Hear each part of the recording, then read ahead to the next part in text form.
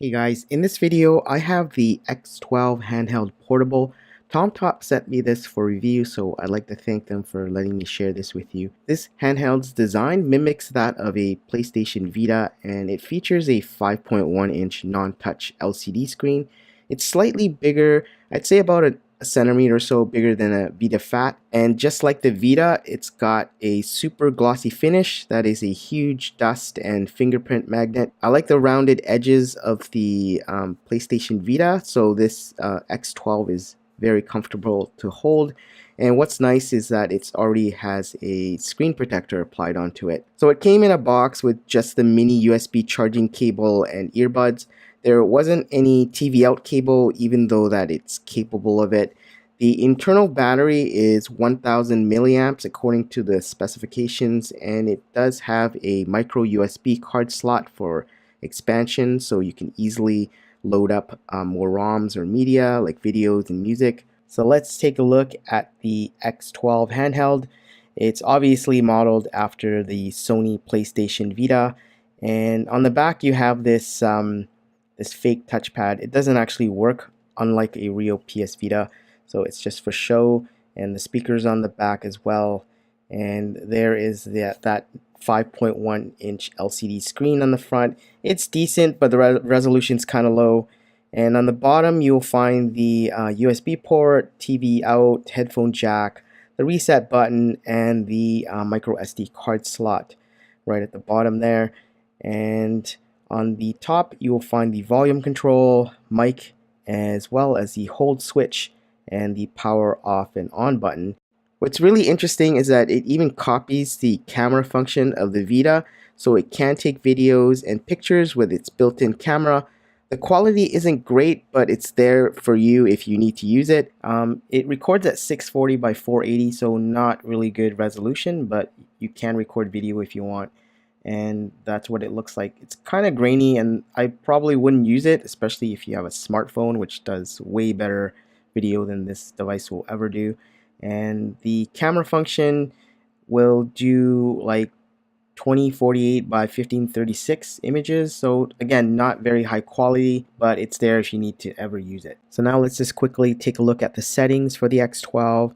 You have the display options for brightness of the backlight, power saving, date, and of course there's the language. I had to change that to English. And TV out, whether you want PAL or NTSC. Now let's take a look at the advanced options, which will have information about the X12, like the firmware version and how much storage is available on your internal storage, as well as micro SD. Next we have options for keytone, as well as the effect for flipping between screens. So you can have rotate, which does that, but I usually like it in cube, so it gives you that animation. You can also format the internal storage as well as the micro SD, and you can check the system. And that's pretty much it in terms of the settings. So like I said, the X12 looks very similar to a PS Vita, but they offsetted the left analog stick, which I quite like. I wasn't a big fan of having both analog sticks at the bottom like the original Vita, and I would accidentally like hit the left analog stick when I'm playing. So having it at the top is really good. Another thing to note about these analog sticks is that they're not really analog. The left stick mimics the left D-pad, and then the right stick mimics the buttons. So they're more of a gimmick than anything. It will play videos and music as well. It's actually a decent movie player.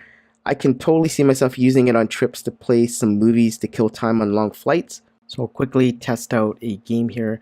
This is Street Fighter 2, and the controls, like I said, it's a little bit raised, and I'm not really used to the separated D-pad, so it's kind of hard for me to do like Street Fighter moves like dragon punches and fireballs, but after a little bit of practice you should be able to pull these off. So this is an actual Capcom CPS ROM, so I haven't noticed any slowdown with it in terms of performance, so it works really well for these type of games.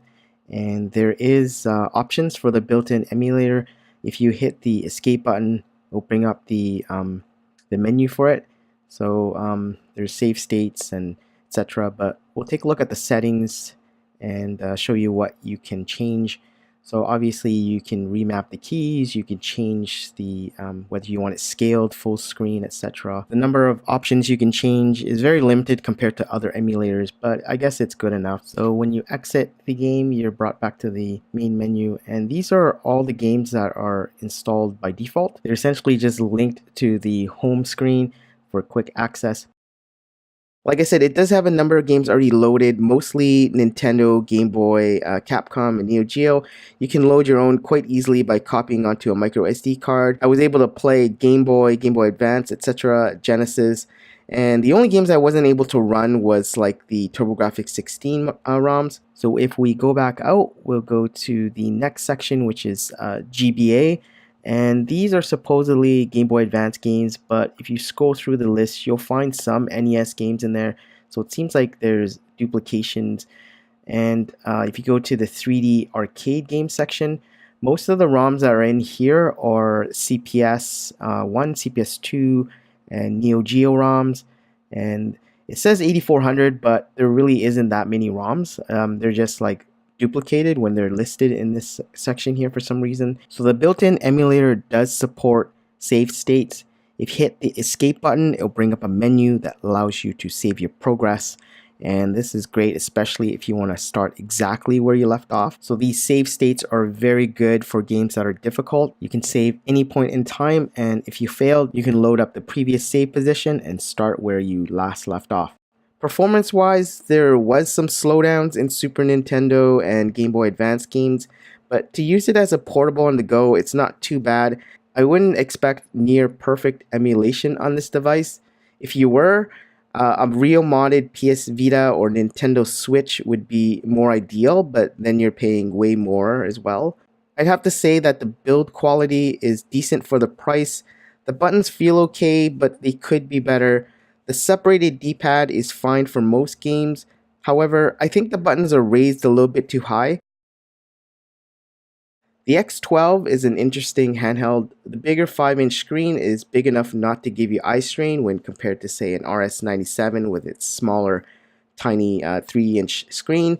I'd say for the price, it's not bad. If you already have a PS Vita, you can probably pass on this. If, however, you want something decent, inexpensive, and you could throw around without worrying about damaging it, this could be an option. Anyways, I hope you liked the review. I'll have links in the description if you want to pick one up. Have a nice day, and I will see you next time.